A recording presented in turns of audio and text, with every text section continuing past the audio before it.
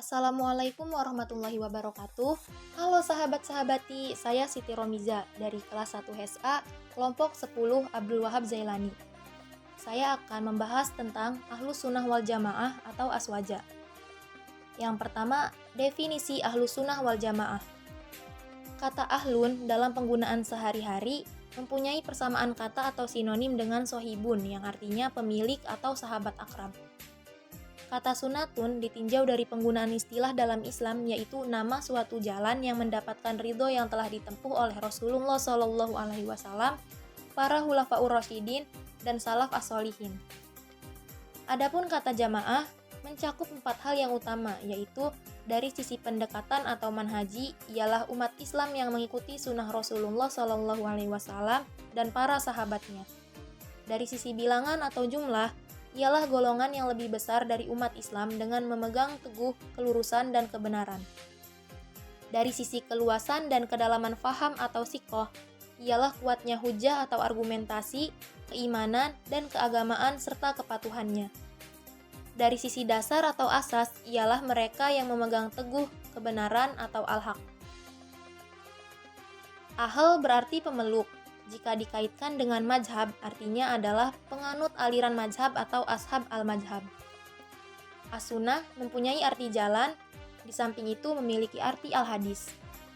Al-jamaah berarti sekumpulan orang yang memiliki tujuan.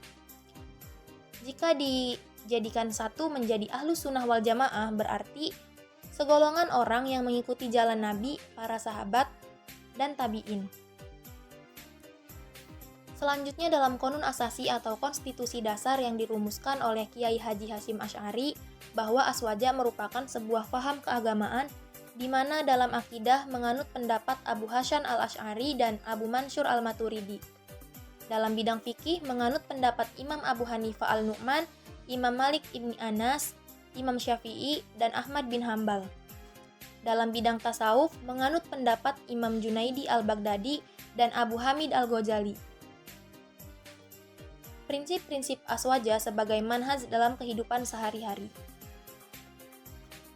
Dalam bidang akidah, pilar penyangga aswaja yaitu uluhiyah atau ketuhanan, nubuat atau bahwa Allah telah menurunkan wahyu kepada nabi dan rasul, al-ma'ad atau keyakinan bahwa manusia akan dibangkitkan dari kubur pada hari kiamat, dan setiap manusia akan mendapat imbalan sesuai dengan amal perbuatannya atau yaumul jaza, dan mereka akan dihisab seluruh amal perbuatan mereka sewaktu di dunia. Dalam bidang sosial politik, berbeda dengan golongan Syiah yang memiliki sebuah konsep mewajibkan berdirinya negara atau imamah, aswaja dan golongan Sunni umumnya memandang negara sebagai kewajiban fakultatif atau fardu kifayah. Pandangan Syiah tersebut juga berbeda dengan golongan Khawarij yang membolehkan komunitas berdiri tanpa imamah apabila ia dapat mengatur dirinya sendiri. Bagi aswaja, negara merupakan alat untuk mengayomi kehidupan manusia untuk menciptakan dan menjaga kemaslahatan bersama atau maslahah mustarokah. Aswaja tidak memiliki konsep bentuk negara yang baku. Sebuah negara boleh berdiri atas dasar teokrasi, aristokrasi, atau demokrasi, asal mampu memenuhi syarat-syarat atau kriteria yang harus dipenuhi oleh sebuah negara. Apabila syarat-syarat tersebut terpenuhi, maka guguran otoritas atau wewenang pemimpinan negara tersebut. Syarat-syarat berdirinya sebuah negara dalam prinsip aswaja yaitu yang pertama prinsip syuro atau musyawarah, yang kedua prinsip al-adl atau keadilan, yang ketiga prinsip al-hurriyah atau kebebasan, dan yang keempat prinsip al-musawah atau kesetaraan derajat.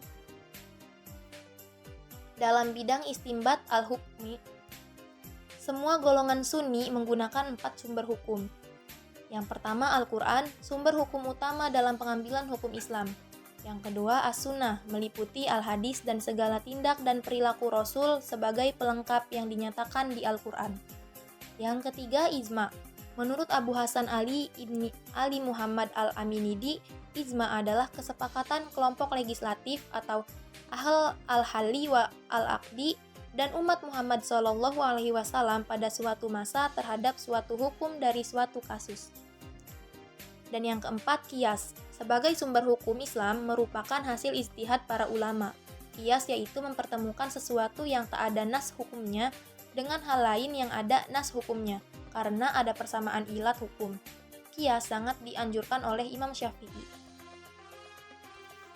Dalam bidang tasawuf atau akhlak, Imam Junaidi bin Muhammad al-Baghdadi menjelaskan tasawuf artinya Allah mematikan dari dirimu dan menghidupkan dirimu dengannya.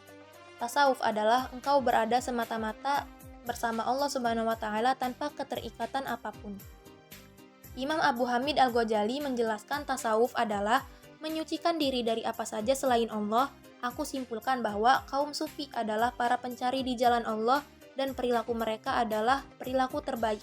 Jalan mereka adalah jalan terbaik dan pola hidup mereka adalah pola hidup yang tersucikan.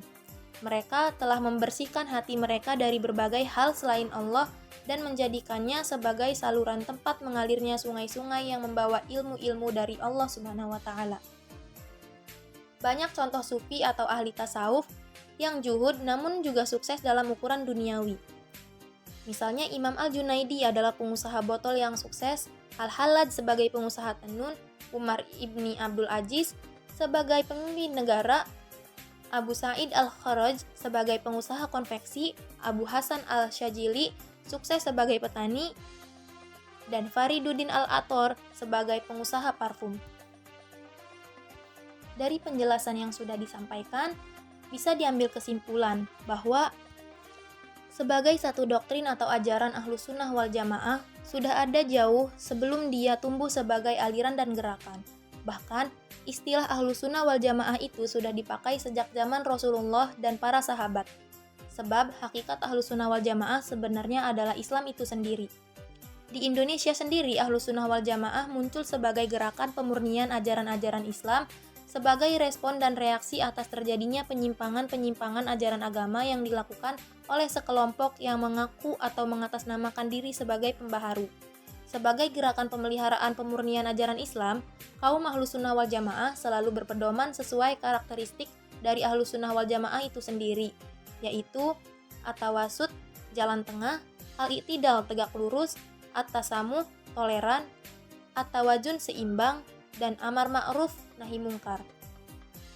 Terima kasih, kurang dan lebihnya mohon maaf. Wassalamualaikum warahmatullahi wabarakatuh.